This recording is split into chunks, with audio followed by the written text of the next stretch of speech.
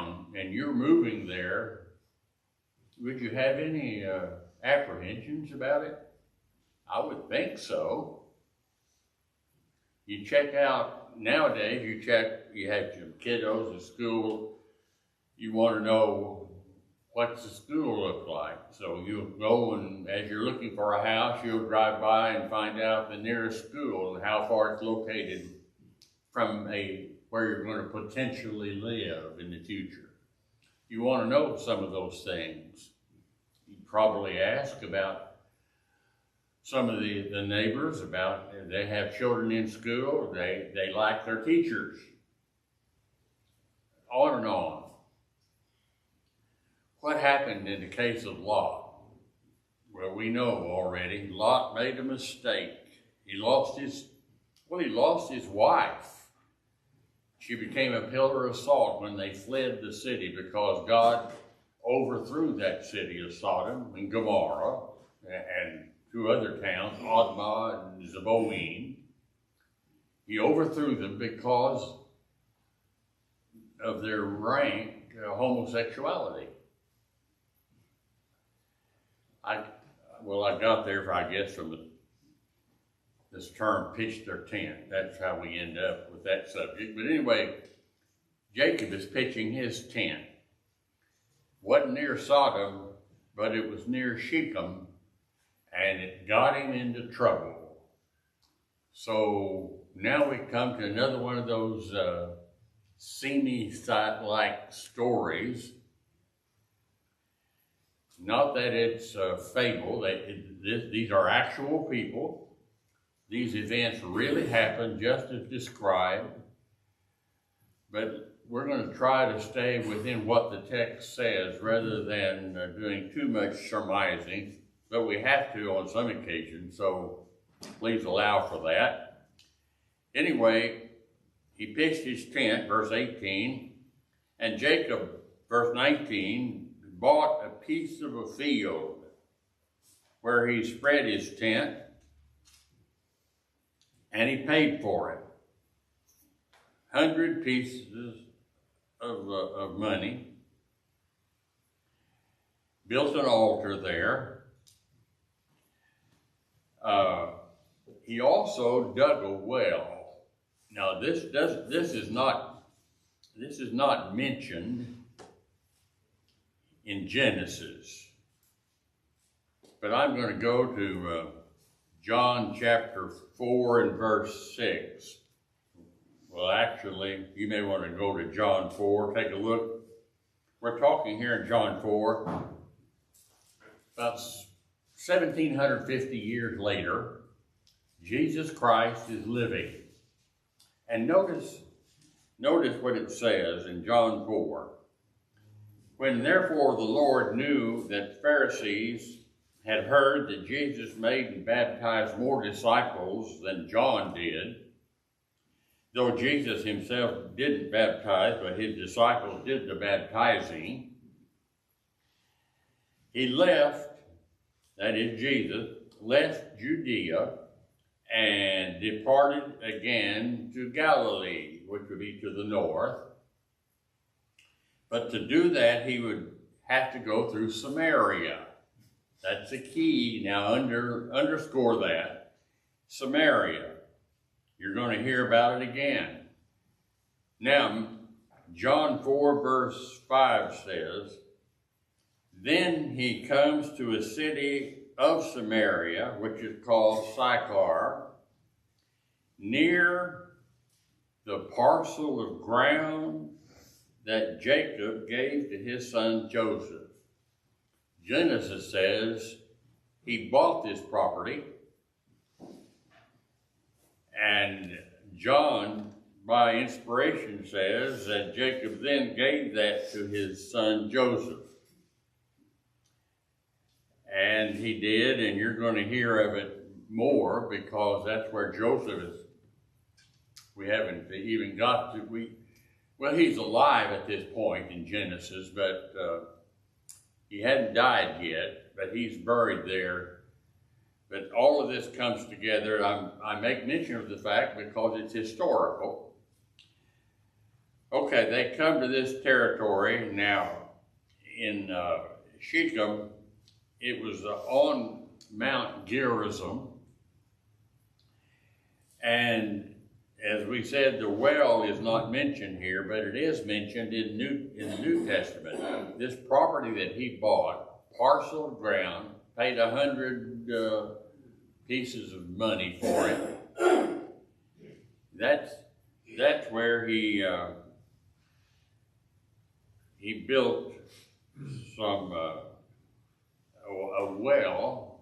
It doesn't mention Genesis, but John says he did. He built a well there, Jacob's well. And also, it's interesting, this is the area that later would be Ephraim. You remember when they went into the land of Canaan, and they divided up that land among the 12 tribes of the sons of Israel, and some of your maps in the back of your Bible will show this was to Gad, this one was to Asher, this one was to Reuben, and so on. Levi, of course, didn't get one because that was a tribe. Levi was take care of the tabernacle. So this was the area of Ephraim. And there are 2 or 3 reasons that's important. We'll discuss some of them in just a moment. But this is that later on would be given to Ephraim. And it was very close to the future city of Samaria. Not a city now in Genesis, but it becomes a city. And what do we know about Samaria? We'll go even further down in history. To the time of the United Kingdom, Saul was the king. And when that split, you had the southern kingdom, Judah and Benjamin, the northern kingdom with the other 10 tribes. The capital of the northern kingdom under Jeroboam, the capital was Samaria. That's what we're talking, not a city at this point in Genesis, but it becomes a very prominent city later. Okay, back to the story. He not only did he pitch his tent there, in verse 20 said that Jacob built an altar there. Okay, now, paid 100 pieces of silver for the property. And then, as I said later on, this is where Joseph is going to be buried. But now let's get to the story in chapter 34. And Dinah, the daughter of Leah, Leah was whose handmaid? Well, Leah wasn't, she was one of the wives. He married Leah because of the shenanigans and deceit of Laban. He married Leah thinking that he was going to get Rachel, the younger daughter. But they're sisters, Leah and Rachel. And notice it says that Leah and Jacob had a daughter by the name of Dinah. And I wish there was more. I say this so many times. I wish that we had more elaboration on this. But it says that this daughter, Dinah, went out to see the daughters of the land. What is going on? To see the daughters of the land. Now remember, they're living pretty close to a rather ungodly city of Shechem. So Reuben, who was the oldest child of Jacob, he was about 12 years old, meaning that the family probably lived here at Shechem about 10 years. So that's a lot of time to elapse to have no points of history going on. I don't know, but I'd be about 95% positive that this is when Jacob and Esau were getting together a lot during that 10-year period. Brothers getting along, they're doing fine now. And so they're getting along, but Dinah goes to see the other young ladies in the land. I can understand that. She'd been reared with all those brothers, 11 brothers. No girls. She was the only girl in the family. Now she is a probably early teenage kid, and she wants to be with some other young girls her age, which is understandable. You ever hear that old song, standing on the corner, watching all the girls go by? I think that works two ways. But probably a lot of that was going on right here. And the boys began to notice. Here's another girl, not like all the ones that we're used to. That she doesn't get involved in some of the things that we believe in. And yet she's a very pretty young lady. One in particular noticed, and that was the son of Hamor. Now, Hamor, Hamor, was the chief leader, I guess you might say, of the city of Shechem. And his son would be like a prince. So his son took a real interest in her, in Dinah, and she probably was attractive enough that these boys couldn't help but notice that there's something different about this girl.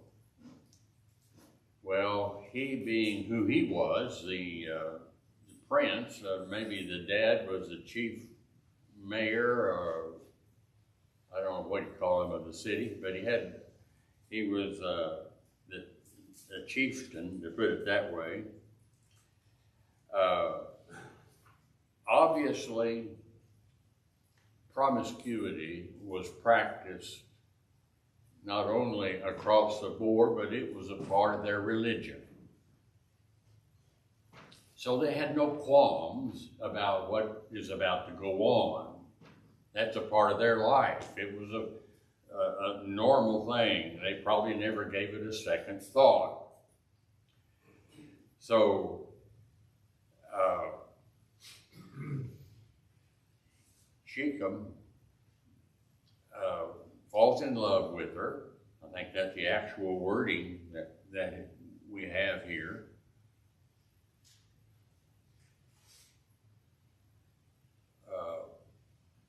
Verse 3, his soul clave unto Dinah, the daughter of Jacob, and he loved the damsel, so he loved her, and spoke kindly to her. And notice verse 2, it says he took her, lay with her, and defiled her. But as verse 3 says, he did love her, and so he did what you might think would be the right thing to do. He goes to father, and he said, Dad, I found the girl that I want to marry.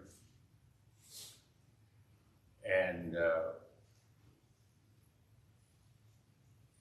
I don't know, things just kept rolling. I mean, that was a part of life that was normal, and so he was doing what comes naturally.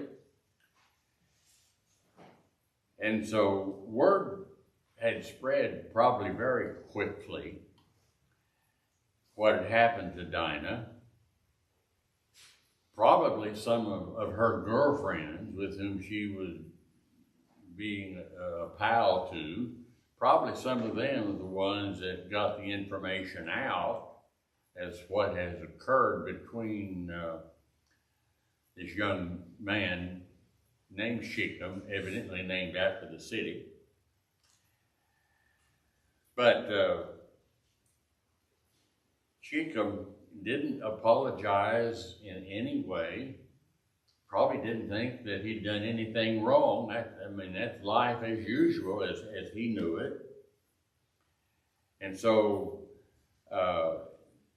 this interchange between Hamor and Jacob was asked for by the son, Shechem. Dad, go talk to Jacob, Dinah's father, and arrange a marriage with Dinah and me. Now that was going on. The boys, Jacob's son, had been away taking care of the flocks, and they came in and they heard what was being discussed. And when they burst into the room, they were extremely angry about what had happened, what the young man had done to their sister. Now, they knew that God's purpose was to raise up a holy nation through their family.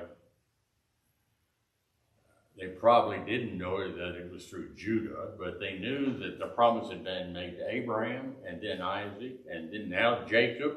They knew Jacob would teach all his children that. So they resented what had happened to their sister. And they called it folly, as happened here in Israel.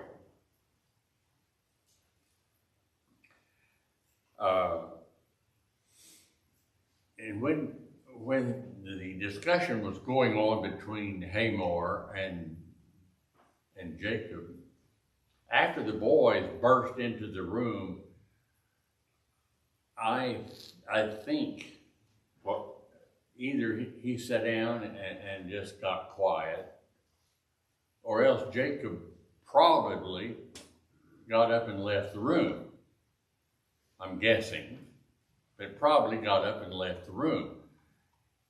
Maybe because he didn't like the way things were turning out. But anyway, those boys, they wouldn't have anything to do with it. Now he'd said, look at verse 12, verse 11, Shechem said unto to Jacob and his boys, let me find grace in your eyes. You've heard that before, haven't you? Same thing that Jacob said to his brother Esau when they met. What are all this cattle for? What all these sheep? What's going on here, Jacob? And Jacob says to Esau, this is that what I hope is going to cause you to be glad to see me again. I hope I found favor in your eyes. Well, here's the same thing. Let me find grace in your eyes, and what ye shall say unto me, I will give. Verse 12, you might take your pencil and sort of mark through that word never. That doesn't get the idea across very well. A better word would just leave the end off. Ever. Even better yet, make it whatever. Whatever dowry that you want as a gift, I'll be willing to give. You name the price, I'll go along with it. That's verse 12. That's Shechem asking her brothers, I want to marry your sister Dinah. Now notice verse 13. The sons of Jacob answered,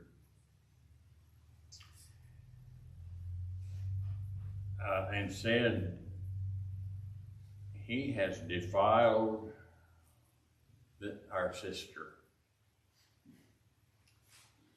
We cannot go along with your proposal of marriage.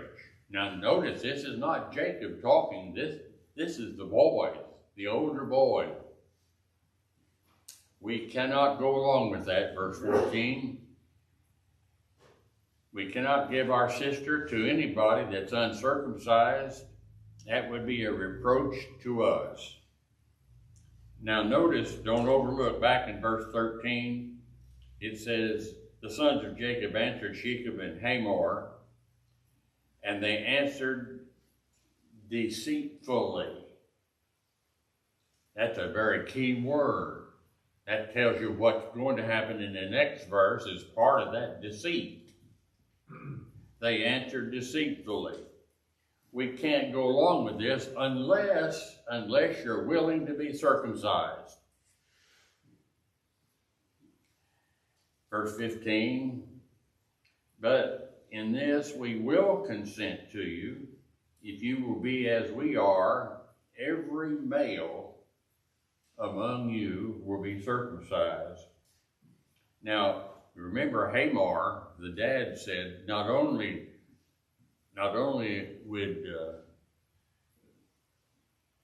my son Shechem marry your daughter Dinah, but what we would like for it to happen, well, look at verse 9. Make marriages, plural, with us, and give us your daughters, and take our daughters unto you. Well, you know Jacob wouldn't go along with that if he's still in the room. Jacob knows that this family,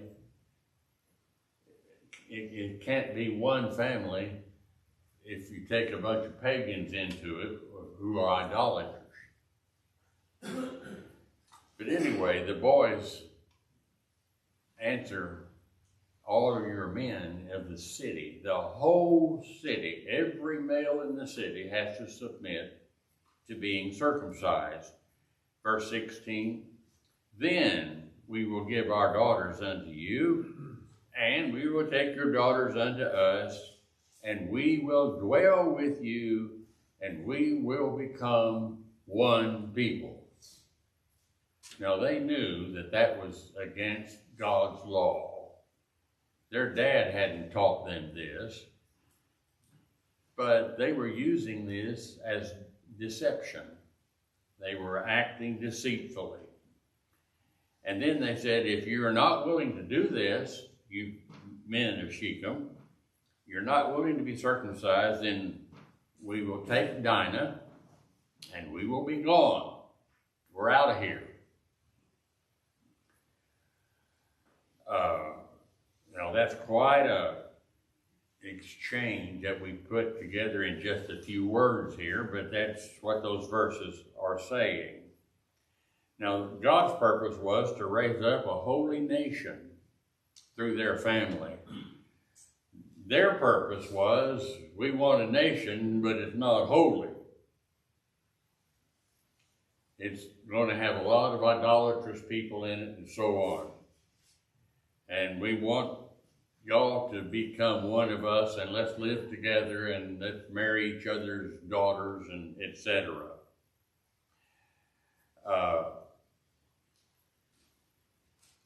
So what happened? Verse 18.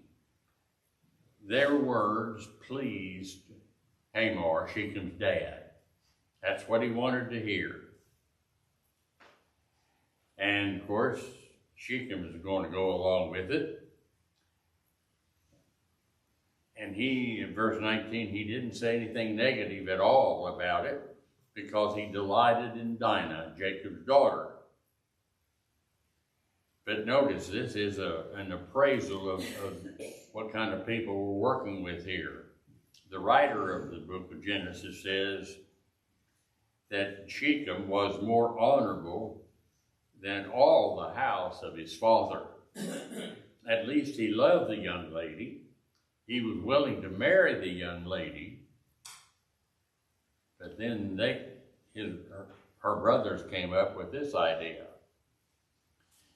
So the Shechemites, well, they went along with it. They all agreed to submit to being circumcised. And maybe it didn't sound too strange, because there were some other nations that practiced circumcision back in those days. We found out later in some of the archaeological diggings and findings. So it wasn't too unusual. They were easily persuaded. Well, especially Hamor. I want you to look at Hamor. He knows what's going on, and he's always interested in lining his pocketbook. I'm in Genesis 34, verse 23. Hamor is talking. Well, verse 21, Hamor says, "These men are peaceable. Let them dwell in the land. There's enough land here for all of us. We'll take their daughters to be wives, and we'll give them our daughters for their wives." And so the only hang up is verse 22. We've got to submit. Every male in our country has to submit to being circumcised. Verse 22. Now listen to his surmising. What's going on with Hamor? Hamor said, "Shall not their cattle and substance and every beast of theirs be ours? Won't we end up owning all of that?" What's he interested in? Things, money, property. "So let's consent unto them, and then they'll dwell with us. We'll end up with everything." Verse 23. So Hamor and Shechem, then his son, obeyed, went out of the gate of the city. Every male was circumcised. And of course, the third day is mentioned here because they knew that the third day would be the day that all the men of the city would be hurting the worst.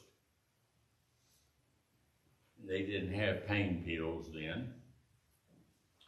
So they'll be hurting, and they'll take advantage of it.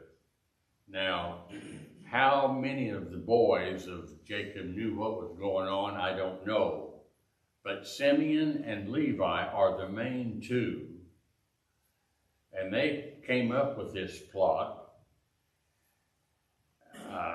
Possibly some of the others may have been aware of it.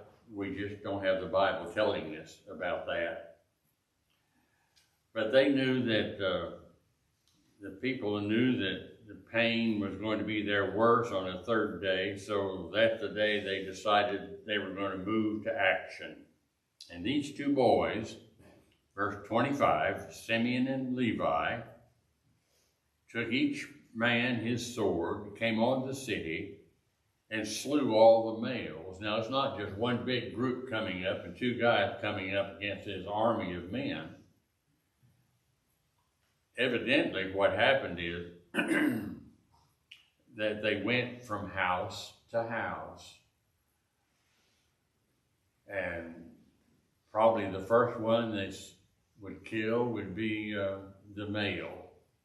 He would be hurting the worst. And the other older teenagers, boys, they too would be hurting. So all of them were slain. They came to the house of Shechem, and they killed the boy, Shechem, and they took Dinah out of the house back home with them. And, story's not over, what else did they do? Well, verse 27 says, the sons of Jacob came upon those that had been killed, spoiled the city, defiled because they had defiled their sister, and made a harlot out of her, was their expression. They took their sheep. They didn't just take Dinah. They took their sheep, they took their oxen, their asses, all that was in the city, that which was in the field, all of their wealth, all of their little ones, and their wives they took captive. They cleaned them out. They were interested in things too. Money. How many times have you heard or used the expression, what they're really interested in is the greenback, is the money. Follow the money trail is a well-known expression now. Was then too, evidently. Okay, so the deed was done. Simeon and Levi, in effect, declared a two-man war upon all the men of the city, and house by house they accomplished their goal. Probably the first that Jacob knew about it, I'm guessing, but when he saw his sons coming back with all the captives and all the women and all of the children and the spoils and the animals, he saw all of that. Dinah, of course, was already back home. And can you imagine what was going through her mind? I mean, these are real events happening to real people. So keep that in mind. This is not just a fairy tale. That had to have some kind of effect on her.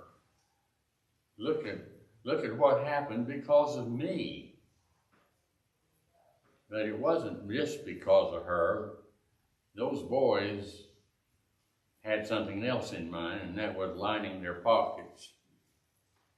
But she was no doubt in a state of shock, very upset at what she had just experienced.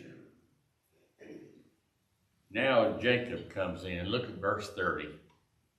Jacob said to Levi and to Simeon, those two boys are the main ones, if not the only ones. We don't know for sure. But he says to those boys, you have troubled me, and you've made me stink among the inhabitants of the land, among the Canaanites and the Perizzites and so on.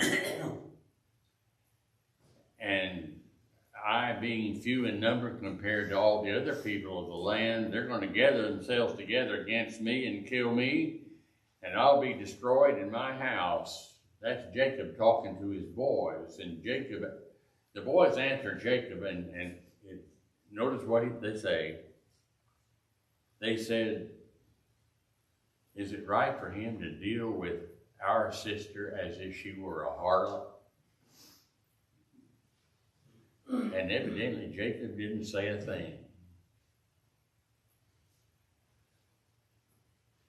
We'll quit right there, pick up there next week. Thanks for your attention.